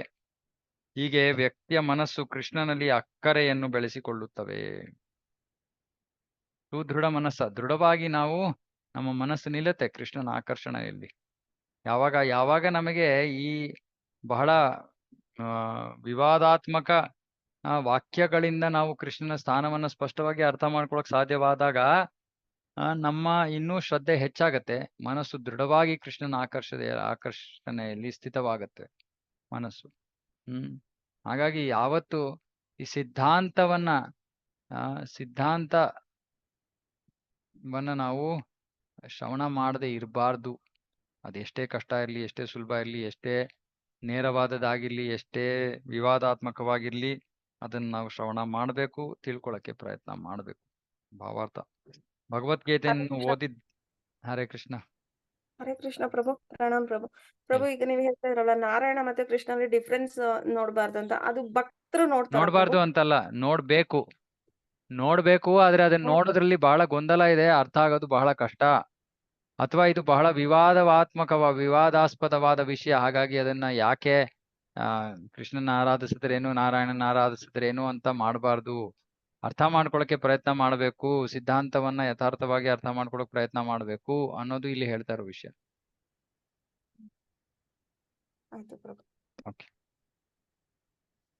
ಭಾವಾರ್ಥ ಭಗವದ್ಗೀತೆಯನ್ನು ಓದಿದ್ದಾದ ಮೇಲೂ ಅಪರಿಪೂರ್ಣ ಜ್ಞಾನದಿಂದಾಗಿ ಕೃಷ್ಣನನ್ನು ತಪ್ಪಾಗಿ ಅರ್ಥ ಮಾಡಿಕೊಳ್ಳುವ ಅನೇಕ ವಿದ್ಯಾರ್ಥಿಗಳಿದ್ದಾರೆ. ನಾವು ನೋಡ್ತೀವಿ. ಬೇಕಾದಷ್ಟು ಕಾರಣಗಳಿವೆ ಅದಕ್ಕೆ. ಮೊಟ್ಟ ಮೊದಲು ನಮ್ಮ ಪರಿಶುದ್ಧತೆ. ಎರಡನೇದು ವೈಯಕ್ತಿಕ ಅರ್ಥ ವಿವರಣೆ ಕೊಡೋ ಒಂದು ಒಲವು, ಪರ್ಸನಲಿ ಮೋಟಿವೇಟೆಡ್ ಇಂಟರ್ಪ್ರಿಟೇಷನ್ ಅಂತಾರೆ. ಭಗವದ್ಗೀತೆ ಮೊದಲನೇ ಅಧ್ಯಾಯ 1ನೇ ಶ್ಲೋಕದಲ್ಲಿ ಪ್ರಭುಪಾದರು ಇದನ್ನು ಬರೆದಿದ್ದಾರೆ. ಒಬ್ಬ ವ್ಯಕ್ತಿ ಒಂದು ಭಗವದ್ಗೀತೆ ವಿಷಯಕ್ಕೆ ಅವರು ಡಾಕ್ಟರ್ ರಾಧಾಕೃಷ್ಣ ಅವರ ಉದಾಹರಣೆಯನ್ನ ಕೊಡ್ತಾರೆ.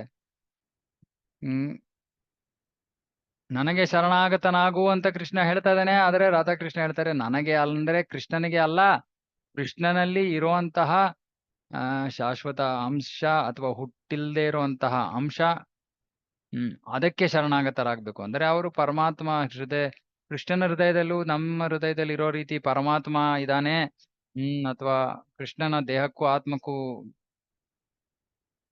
ವ್ಯತ್ಯಾಸವಿದೆ ಅನ್ನೋ ಒಂದು ತಪ್ಪು ತಿಳುವಳಿಕೆ ಆಧಾರದ ಮೇಲೆ ತಪ್ಪು ವ್ಯಾಖ್ಯಾನ ಮಾಡ್ತಾ ಇದ್ದಾರೆ. ಅಥವಾ ಮಹಾತ್ಮ ಗಾಂಧಿ ಹೇಳಿದ್ರು ಭಗವದ್ಗೀತೆಯ ವಿದ್ಯಾರ್ಥಿ ನಾನು, ಭಗವದ್ಗೀತೆಯಲ್ಲಿ ಅಹಿಂಸೆ ಇದೆ ಅಂತ.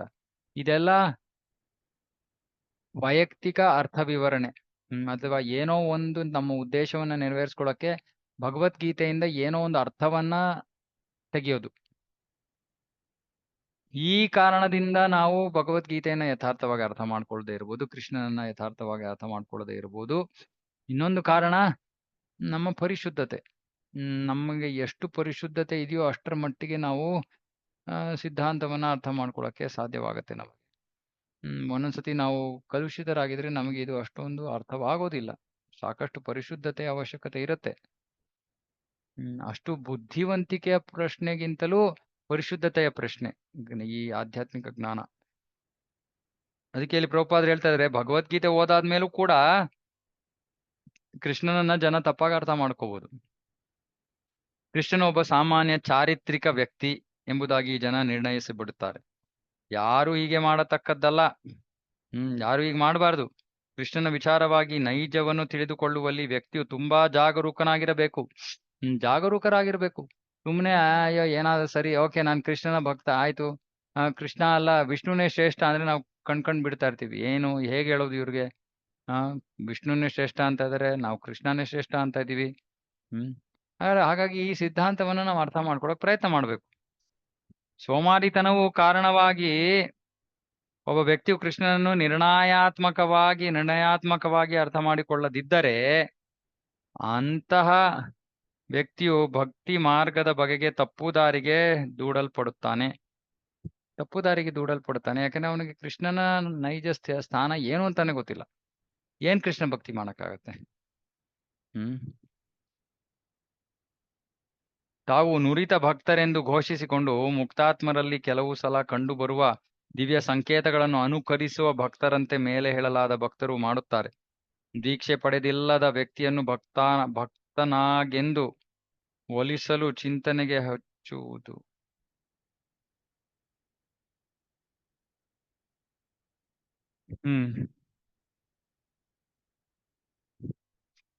ಈ ಆಲಸ್ಯದಿಂದ ಒಬ್ಬ ವ್ಯಕ್ತಿ ಕೃಷ್ಣನನ್ನು ನಿರ್ಣಯಾತ್ಮಕವಾಗಿ ಅರ್ಥ ಮಾಡ್ಕೊಳ್ಳಿಲ್ಲ ಅಂದ್ರೆ ಅವನು ಈ ಭಕ್ತಿ ಪಥದಿಂದ ದಾರಿ ತಪ್ತಾನೆ. ಇದಕ್ಕೆ ಉದಾಹರಣೆ ಬಹಳ ಕೆಲವು ವ್ಯಕ್ತಿಗಳು ತಮ್ಮನ್ನ ತಾವು ಬಹಳ ಮುಂದುವರೆದ ಭಕ್ತರು ಅಂತ ಹೇಳ್ಕೊತಾರೆ. ಮತ್ತೆ ಮುಕ್ತಾತ್ಮರಲ್ಲಿ ಇರುವಂತಹ ಗುಣಲಕ್ಷಣಗಳನ್ನ ಅವರು ಅನುಕರಿಸ್ತಾರೆ. ಇವರು ಕೂಡ ಕೃಷ್ಣನನ್ನ ಸಂಪೂರ್ಣವಾಗಿ ಅರ್ಥ ಮಾಡ್ಕೊಂಡಿಲ್ಲ. ಹಾಗಾಗಿ ಅವರು ತಪ್ಪಾಗಿ ಅರ್ಥೈಸ್ಕೊಂಡು ತಪ್ಪಾಗಿ ಏನೋ ಏನೋ ತೋರ್ಪಡಿಸ್ತಾ ಇದ್ದಾರೆ ಎಲ್ಲರಿಗೆ, ಸಮಾಜಕ್ಕೆ ಏನೋ ತೋರಿಸ್ತಾ ಇದ್ದಾರೆ. ಆದ್ರೆ ಇದಕ್ಕೆ ಕಾರಣ ಅವರು ಕೃಷ್ಣನನ್ನ ಸರಿಯಾಗಿ ಅರ್ಥ ಮಾಡ್ಕೊಂಡಿಲ್ಲ. ಹಾಗಾಗಿ ಭಕ್ತಿಯ ತಪ್ಪು ದಾರಿಯನ್ನ ಹಿಡಿದಿದ್ದಾರೆ. ಇದಕ್ಕೆ ಸಹಜೀಯರು ಅಂತ ಹೇಳ್ತಾರೆ. ಇದನ್ನ ಸ್ವಲ್ಪ ವಿವರಿಸ್ತೀನಿ, ಅರ್ಥ ಮಾಡ್ಕೊಳಕ್ಕೆ ನೋಡೋಣ, ಪ್ರಯತ್ನ ಮಾಡೋಣ. ಸಹಜೀಯರು ಅಂದ್ರೆ ಇವಾಗ ಉದಾಹರಣೆ ಅವ್ರೇನ್ ಮಾಡ್ತಾರೆ, ಕೃಷ್ಣನ ರಾಸಲೀಲೆ ಬಗ್ಗೆ ಮಾತಾಡ್ತಾರೆ. ಅವರಿಗೆ ಕೃಷ್ಣ ಮತ್ತೆ ಮಹಾಭಾರತ ಯುದ್ಧ, ಪಾಂಡವರು ಇವೆಲ್ಲ ಬೇಕಾಗಿಲ್ಲ. ಅಥವಾ ಕೃಷ್ಣ ಈ ಭೌತಿಕ ಜಗತ್ತಿನ ಸೃಷ್ಟಿ ಇವೆಲ್ಲ ಅವ್ರಿಗೆ ಆಸಕ್ತಿ ಇಲ್ಲ. ಅವ್ರು ಹೇಳ್ತಾರೆ ಇದೆಲ್ಲ ತುಂಬಾ ಕೆಳಮಟ್ಟದ ಭಕ್ತರಿಗೆ ಇರುವಂತಹ ವಿಷಯ. ನಾವು ಬಹಳ ಮುಂದುವರೆದಿರುವಂತ ಭಕ್ತರು. ನಾವು ಕೇವಲ ಕೃಷ್ಣನ ರಾಸಲೀಲೆಯನ್ನ, ಕೃಷ್ಣನ ಗೋಪಿಯರೊಂದಿಗಿನ ಲೀಲೆಗಳನ್ನ ಮಾತ್ರ ಶ್ರವಣ ಮಾಡ್ತೀವಿ ಅನ್ಬಿಟ್ಟು ಅದನ್ನ ಶ್ರವಣ ಮಾಡ್ತಾರೆ. ಶ್ರವಣ ಮಾಡ್ಬಿಟ್ಟು ನೋಡ್ತಾರೆ, ಓ ಕೃಷ್ಣ ಗೋಪಿಯರೊಂದಿಗೆ ಮಾತ್ರ ನರ್ತನ ಮಾಡ್ತಾನೆ, ಗೋಪಿಯರೊಂದಿಗೆ ಎಷ್ಟು ಅದ್ಭುತವಾದ ಲೀಲೆಗಳನ್ನು ನಡೆಸ್ತಾನೆ, ಹಾಗಾಗಿ ನಾವು ಗೋಪಿಯರಾಗ್ಬೇಕು. ಸರಿ, ನಾವು ಹೇಗೆ ಗೋಪಿಯರಾಗೋಣ? ಇವತ್ತಿಂದಾನೆ ನಾವು ಅಭ್ಯಾಸ ಮಾಡೋಣ ಗೋಪಿಯರಾಗಿ. ಅವಾಗ ಅವ್ರೇನ್ ಮಾಡ್ತಾರೆ, ಪುರುಷರಾಗಿದ್ರು ಕೂಡ ಸ್ತ್ರೀಯರ ತರ ವಸ್ತ್ರಗಳನ್ನ ಧರಿಸ್ತಾರೆ, ಗೋಪಿಯಂತೆ ನಟಿಸ್ತಾರೆ. ಸೊ ಇದು ಸಹಜ್ಯ. ಅಂದ್ರೆ ಇದು ಭಕ್ತಿಯ ಪಥದಿಂದ ವಿಫತರಾಗಿದ್ದಾರೆ. ಯಾಕಂದ್ರೆ ಅವರಿಗೆ ನಿಜವಾಗ್ಲೂ ಕೃಷ್ಣ ಏನು ಅಂತಾನೆ ಅರ್ಥ ಆಗಿಲ್ಲ. ಗೋಪಿಯರು ಏನು ಅಂತ ಅರ್ಥ ಆಗಿಲ್ಲ. ಯಾವ ತತ್ವವನ್ನು ಅರ್ಥ ಮಾಡ್ಕೊಳ್ಳದೆ ಇಷ್ಟ ಬಂದಂಗೆ ಅವರು ಏನೋ ತಮ್ಮದೇ ಆದ ಒಂದು ರೀತಿಯನ್ನು ಸೃಷ್ಟಿಸ್ಕೊಂಡ್ಬಿಟ್ಟಿದ್ದಾರೆ.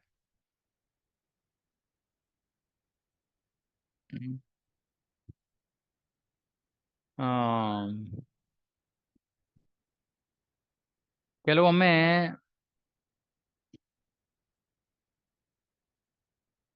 ಒಬ್ಬ ಆರಂಭಿಕ ವ್ಯಕ್ತಿ ಅಥವಾ ಅವನಿನ್ನು ಭಕ್ತಿಗೆ ಬಂದಿಲ್ಲ, ಆ ವ್ಯಕ್ತಿಯನ್ನ ಭಕ್ತಿಯನ್ನ ಸ್ವೀಕರಿಸೋದಕ್ಕೆ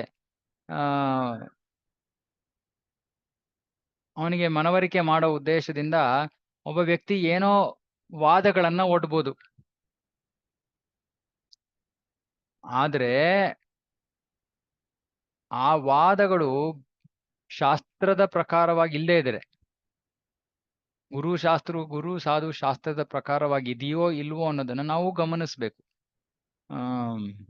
ಇದಕ್ಕೂ ಇನ್ನೊಂದು ಉದಾಹರಣೆ ಇದೆ. ಇವಾಗ ಉದಾಹರಣೆಗೆ ಇವತ್ತು ಇಸ್ಕಾನ್ನಲ್ಲಿ ವಿಶೇಷವಾಗಿ ಇಂಗ್ಲಿಷಲ್ಲಿ, ಆಂಗ್ಲ ಭಾಷೆಯಲ್ಲಿ ಹಲವಾರು ಭಕ್ತರು ಬೇಕಾದಷ್ಟು ವಿಷಯಗಳನ್ನ ಮಾತಾಡ್ತಾರೆ. ಎಷ್ಟೊಂದು ವಿಷಯಗಳು ಮಾನಸಿಕ ಸ್ತರದಲ್ಲಿ ಇರುತ್ತೆ, ಸಾಮಾಜಿಕ ಸ್ತರದಲ್ಲಿರುತ್ತೆ. ಆದ್ರೆ ಇದು ಗುರು ಸಾಧು ಶಾಸ್ತ್ರಗಳ ಪ್ರಕಾರವಾಗಿ ಆ ದೃಷ್ಟಿಕೋನವನ್ನ ಹೊಂದಿ, ಅಂದ್ರೆ ಅದರ ಪ್ರಕಾರವಾಗಿರೋದಿಲ್ಲ. ಏನೋ ತಮ್ಮದೇ ಒಂದು ಅನಿಸಿಕೆ, ಯೋಚನೆ ಇವುಗಳನ್ನ ಜನರ ಮುಂದೆ ಇಡ್ತಾರೆ.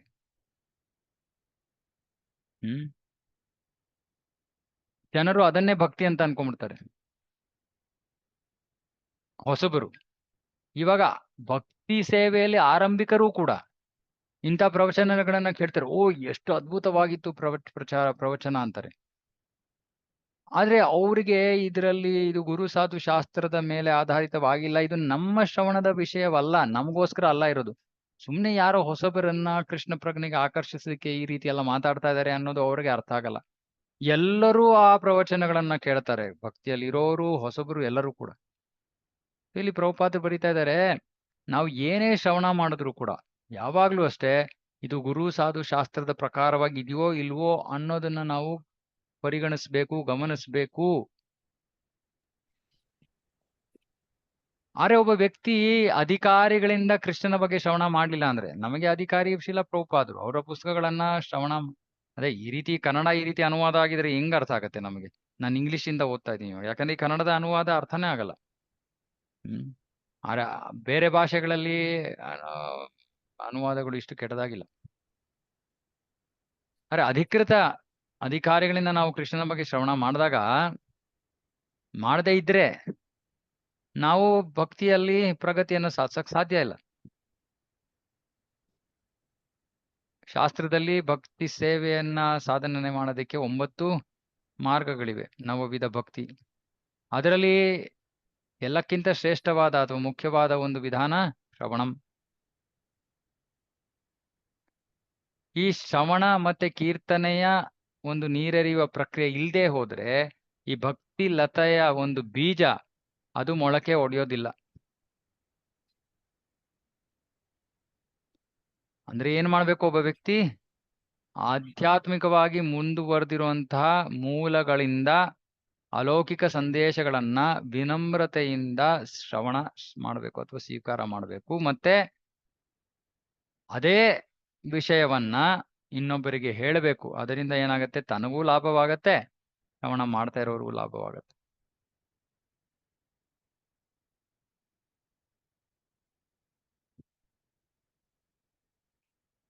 ಬ್ರಹ್ಮ ಜ್ಞಾನ ಕರ್ಮದಿಂದ ಮುಕ್ತರಾಗಿರೋ ಶುದ್ಧ ಭಕ್ತರ ವಿಷಯದಲ್ಲಿ ಮಾತಾಡ್ತಾ ಹೇಳ್ತಾನೆ, ಯಾರು ಭಕ್ತಿಯ ಪಥದಲ್ಲಿದ್ದಾರೋ ಅಂತಹ ವ್ಯಕ್ತಿಗಳಿಂದ ನಾವು ಶ್ರವಣ ಮಾಡಬೇಕು.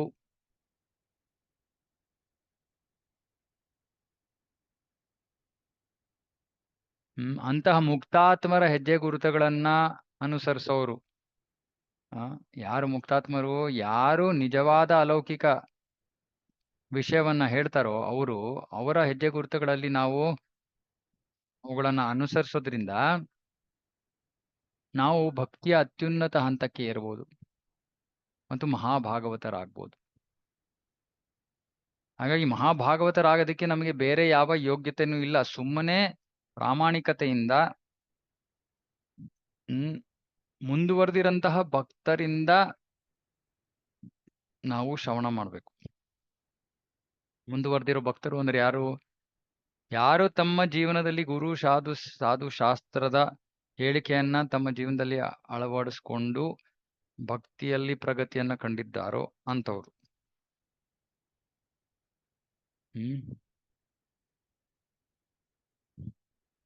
ಅದಕ್ಕೆ ನಾನು ಹೇಳಿದಂಗೆ ಸುಮ್ಮನೆ ನಾವು ಪ್ರಭುಪಾದರಿಂದ ಪ್ರಾಮಾಣಿಕತೆಯಿಂದ ಶ್ರವಣ ಮಾಡಿದ್ರೆ ಮಹಾಭಾಗವತರಾಗ್ತೀವಿ ನಾವು.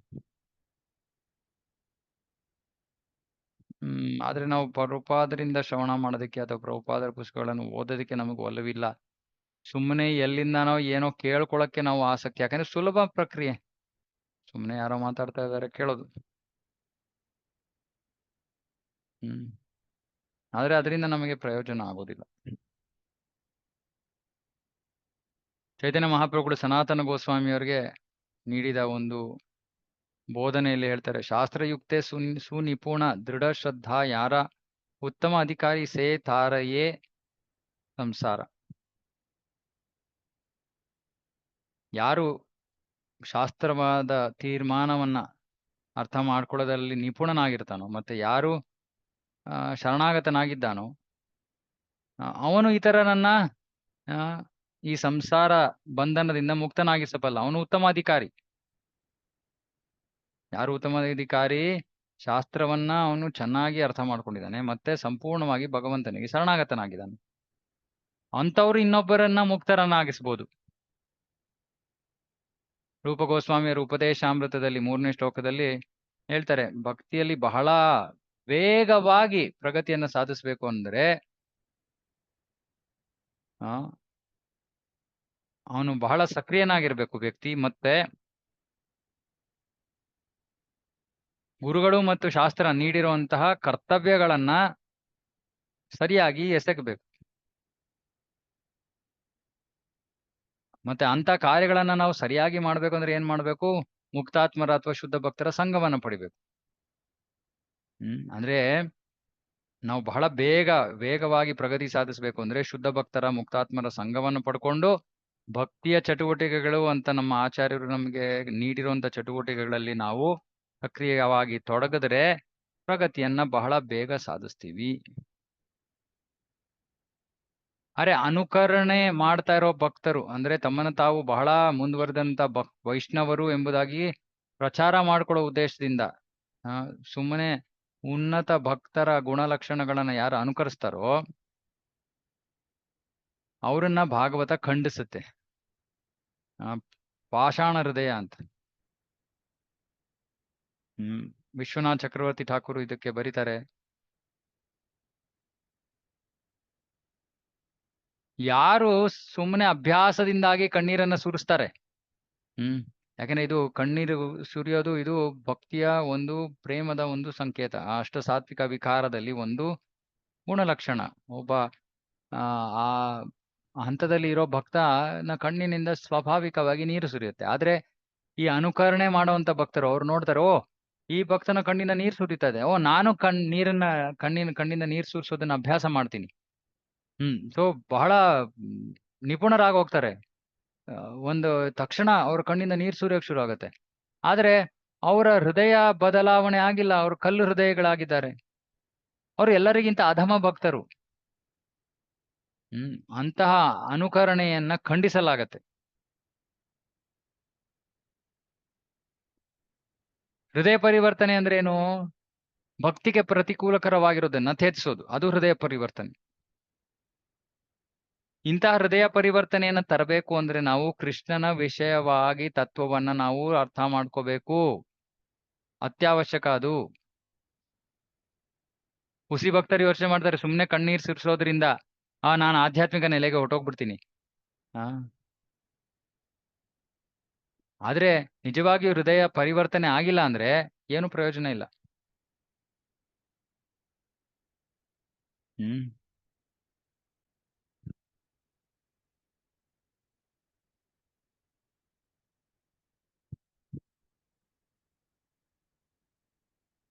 ಎಷ್ಟೊಂದು ತತ್ವ ಶಾಸ್ತ್ರಗಳಿವೆ, ತತ್ವ ವಿಚಾರಗಳಿವೆ. ಜೀವ ಗೋಸ್ವಾಮಿಯವರು ಷಟ್ ಸಂದರ್ಭವನ್ನು ಕೊಟ್ಟಿದ್ದಾರೆ. ಅರೆ ಇಂತಹ ತೀರ್ಮಾನಗಳ ಜ್ಞಾನ ಇಲ್ಲದೆ ಇರುವಂತಹ ಭಕ್ತರು ಅವರು ಶುದ್ಧ ಭಕ್ತಿಯನ್ನ ಪಡ್ಕೊಳ್ಳೋದಿಲ್ಲ ಅವರು. ಯಾಕಂದ್ರೆ ಅವರು ಸುಮ್ಮನೆ ಭಕ್ತಿಯ ಚಟುವಟಿಕೆಗಳಲ್ಲಿ ತೊಡಗಿದ್ದಾರೆ, ಆದ್ರೆ ತತ್ವವೇ ಅವರಿಗೆ ಅರ್ಥ ಆಗಿಲ್ಲ. ಮತ್ತೆ ಮುಕ್ತಾತ್ಮರು ಅಥವಾ ಆತ್ಮ ಸಾಕ್ಷಾತ್ಕಾರ ಪಡ್ಕೊಂಡಿರೋ ಭಕ್ತರು ಕೊಡ್ತಾ ಇರುವಂತ ಮಾರ್ಗದರ್ಶನವನ್ನ, ಅನುಕೂಲಕರ ಮಾರ್ಗದರ್ಶನವನ್ನ ಅವರು ಸ್ವೀಕಾರ ಮಾಡಲ್ಲ. ಸೊ ಇದು ಬಹಳ ಬಹಳ ಮುಖ್ಯವಾದದ್ದು. ನಾವು ತತ್ವವನ್ನ, ಸಿದ್ಧಾಂತವನ್ನ ಅರ್ಥ ಮಾಡ್ಕೊಳಕ್ಕೆ ಪ್ರಯತ್ನ ಮಾಡಬೇಕು. ಎಷ್ಟೇ ಕಠಿಣವಾದರೂ, ಎಷ್ಟೇ ವಿವಾದಾತ್ಮಕವಾಗಿದ್ರೂ ಕೂಡ ಅದನ್ನ ಅರ್ಥ ಮಾಡ್ಕೊಳಕ್ ಪ್ರಯತ್ನ ಮಾಡಬೇಕು. ಶಾಸ್ತ್ರವನ್ನ ಶಾಸ್ತ್ರ ಶ್ರವಣ ಮಾಡೋದಕ್ಕೆ ನಮ್ಗೆ ಆಸಕ್ತಿ ಇಲ್ಲದೇ ನಾವು ನಿಜವಾಗಿಯೂ ಭಕ್ತರಂತ ಅನ್ನಿಸ್ಕೊಳಕ್ ಆಗೋದಿಲ್ಲ. ಓದಕ್ ಬರ್ದೇ ಇರೋರು ಶ್ರವಣ ಮಾಡ್ಬೋದು, ಆದ್ರೆ ಓದಕ್ ಬರೋರು ಓದ್ಬೇಕು, ಮತ್ತೆ ಶ್ರವಣ ಮಾಡ್ಬೇಕು. ವಿಷಯವನ್ನ ಚೆನ್ನಾಗಿ ಅರ್ಥ ಮಾಡ್ಕೊಳ್ಳೋಕೆ ಪ್ರಯತ್ನ ಮಾಡ್ಬೇಕು. ಯಾರಿಂದ ಶ್ರವಣ ಮಾಡ್ಬೇಕು? ಪ್ರಭುಪಾದರ ಪುಸ್ತಕಗಳಿಂದ ಓದ್ಬೇಕು, ಪ್ರಭುಪಾದರ ಶ್ರವಣ ಮಾಡ್ಬೇಕು. ಮತ್ತೆ ಯಾರು ಅಧಿಕೃತವಾಗಿ ಆ ವಿಷಯಗಳನ್ನ ತಿಳಿಸ್ಕೊಡ್ತಾ ಇದ್ದಾರೆ ಗುರು ಶಾಸ್ತ್ರದ ಪ್ರಕಾರ, ಅವರಿಂದ ಶ್ರವಣ ಮಾಡ್ಬೇಕು. ಶುದ್ಧ ಭಕ್ತರಿಂದ ಶ್ರವಣ ಮಾಡ್ಬೇಕು, ಮುಕ್ತಾತ್ಮರಿಂದ ಶ್ರವಣ ಮಾಡ್ಬೇಕು. ಮಾಡಿ ಈ ವಿಷಯಗಳನ್ನ ಚೆನ್ನಾಗಿ ಅರ್ಥ ಮಾಡ್ಕೊಂಡಾಗ ಮಾತ್ರ ನಾವು ಭಕ್ತಿಯಲ್ಲಿ ವಿಫತರಾಗದೆ ಇರ್ಬೋದು. ಇವಾಗ ನಮ್ಮ ಇಸ್ಕಾನಲ್ಲಿ ಸಮಸ್ಯೆ ಏನು ಅಂದ್ರೆ ವಿಶೇಷವಾಗಿ ಕರ್ನಾಟಕದಲ್ಲಿ ಕನ್ನಡ ಮಾತಾಡೋ ಭಕ್ತರಿಗೆ ಶಾಸ್ತ್ರದ ಅಧ್ಯಯನ ಚೆನ್ನಾಗಿ ಆಗಿಲ್ಲ. ಯಾಕಂದ್ರೆ ಈ ಅನುವಾದ ಇಷ್ಟು ಒಳ್ಳೆಯ ಕ್ವಾಲಿಟಿ ಅನುವಾದ ಆಗಿಲ್ಲ ಪುಸ್ತಕಗಳು. ಹಾಗಾಗಿ ಅವರ ತಿಳುವಳಿಕೆ ಕೂಡ ಅರ್ಧಂಬರ್ಧವಾಗಿದೆ. ಅವರ ತಿಳುವಳಿಕೆಯ ಪ್ರಕಾರ ಭಕ್ತಿ ಎನ್ನೋ ಚಟುವಟಿಕೆಗಳಲ್ಲಿ ತೊಡಗಿದ್ರೆ ಸಾಕು, ಅದು ಶುದ್ಧವಾಗಿರ್ಲಿ ಮಿಶ್ರವಾಗಿರ್ಲಿ ಏನು ಪರವಾಗಿಲ್ಲ. ಅಥವಾ ಎಷ್ಟೊಂದು ಜನ ಹೇಳ್ತಾರೆ ನಾವು ಜಪವನ್ನ ಬೆಳಗ್ಗೆ ಮಾಡಲ್ಲ, ಆದ್ರೆ ಬಹಳ ಸೇವೆಯನ್ನ ಮಾಡ್ತೀವಿ. ಸೊ ಇದೆಲ್ಲ ತಪ್ಪು ತಿಳುವಳಿಕೆ. ಯಾಕಂದ್ರೆ ಓದಿಲ್ಲ, ಸ್ಪಷ್ಟವಾದ ಜ್ಞಾನವಿಲ್ಲ. ಮತ್ತೆ ಪ್ರಭುಪಾದರು ಹೇಳಿದ್ದಾರೆ ಬೆಳಗ್ಗೆ ಮುಂಜಾನೆ ಜಪ ಮಾಡಬೇಕು. ಕೇಳಲ್ಲ. ಯಾಕೆ ಕೇಳಲ್ಲ? ಅಯ್ಯೋ ನಂಗೆ ತುಂಬಾ ಸೇವೆ ಇತ್ತು, ನಿನ್ನೆ ಮಲಗಿದ್ದೆ ಲೇಟ್ ಆಗೋಯ್ತು, ಎದ್ದಿದ್ ಲೇಟ್ ಆಗೋಯ್ತು.